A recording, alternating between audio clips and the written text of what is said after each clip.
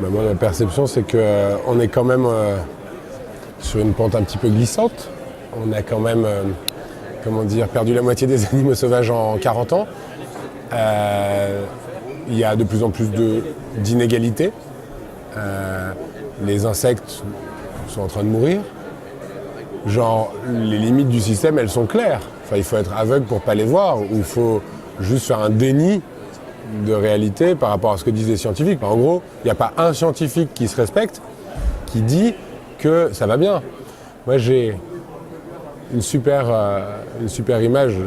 L'autre jour, il y a depuis quelques semaines, il y a une jeune fille de 15 ans en Suède qui a arrêté, qui fait la grève de l'école.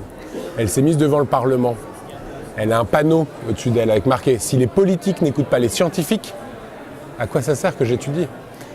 Non mais, il y a un moment où il faut juste se rendre à l'évidence, notre civilisation est en train de se suicider, et donc il faut absolument enclencher des vrais changements pour arriver à se sortir de ça. En fait, on vit en silo. Il y a beaucoup trop de monde dans ce monde, de monde au pluriel dans ce monde. Et en fait, les gens se parlent pas. Il y a des gars, c'est des geeks, il y en a, ils adorent le sport, il y en a d'autres qui sont des gamers, il y en a qui sont des bikers, il y en a qui... Et en fait, les gens se parlent pas. Et en fait, tout le monde mange.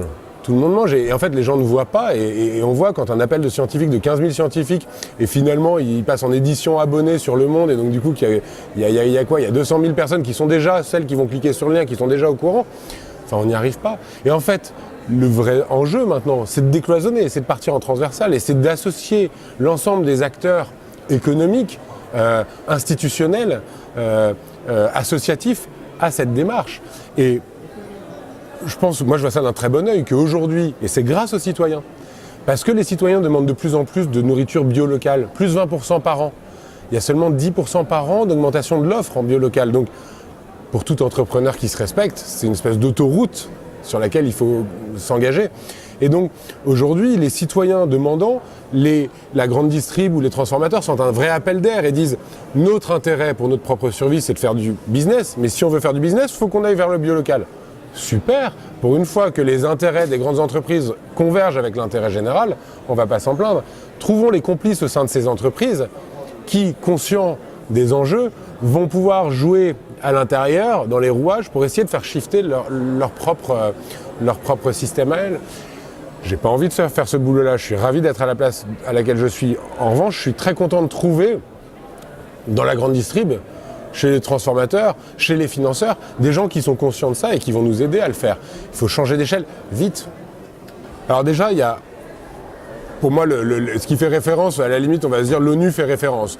Olivier De Schutter, qui a donc été mandaté par la FAO auprès de l'ONU, conclut 10 ans d'études en disant que l'agroécologie n'est pas une solution, c'est la seule.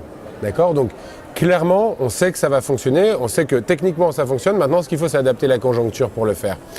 Et ça tombe bien, parce que ce déni de réalité, on a passé cette étape-là sur pas mal d'acteurs, dans les chambres d'agri, à la FNSEA, etc. Et je suis ravi, moi, de pouvoir discuter avec ces gens-là et de discuter de manière tout à fait posée. Identifions les points de convergence et nous en avons suffisamment pour parler des années. D'accord ? Effectivement, on n'est pas d'accord sur tout. Mais on a tellement de points de convergence qu'on a déjà du grain à moudre et des projets à faire. Donc voilà, donc on est en train de faire sauter ces verrous et quelque part, on est en train de se mettre en ordre de marche pour y arriver.